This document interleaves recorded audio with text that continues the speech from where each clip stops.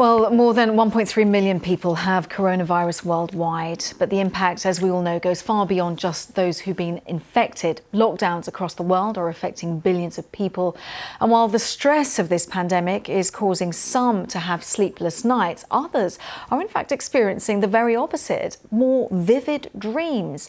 Well, let's talk to Mark Blagrove, who's a professor of psychology at Swansea University, and you specialise, Professor, in dreams.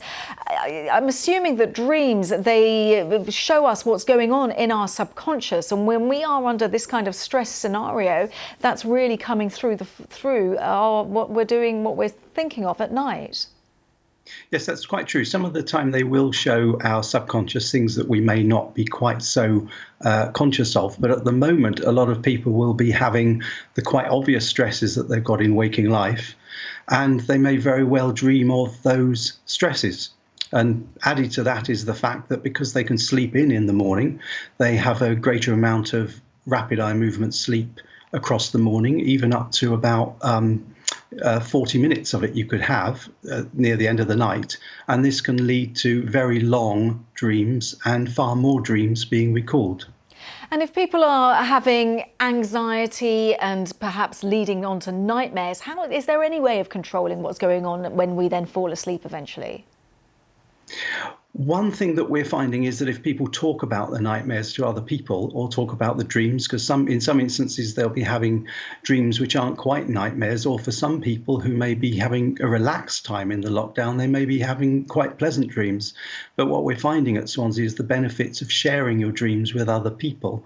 So this goes beyond any benefits that they may be to the individual for considering their own dreams, but the sharing with others gives a self-disclosure. And what we're finding in our experiments is that the person you share the dreams with can end up having more empathy towards you. And the present situation with the lockdown, there's not only more time for dreaming, but there's more time for sharing dreams in the day. Now, we don't have too much time, but should we be reading anything too much into these dreams if we've got a recurring dream or something that keeps coming back to us? Well, at the moment, what we did at the weekend was we discussed with a nurse who was having COVID about a recurrent dream that she's having. And the dream was quite transparent in a way. It was to do with the outside world being threatening, people inside the house at a party she was at not wanting to know what the warnings she was given were, and then her seeing a dead body, and then her having a cat on her face suffocating her. So the dreams can be quite transparent, but they can tell you about your life in a sort of metaphorical way, and metaphors about your life can be quite enlightening.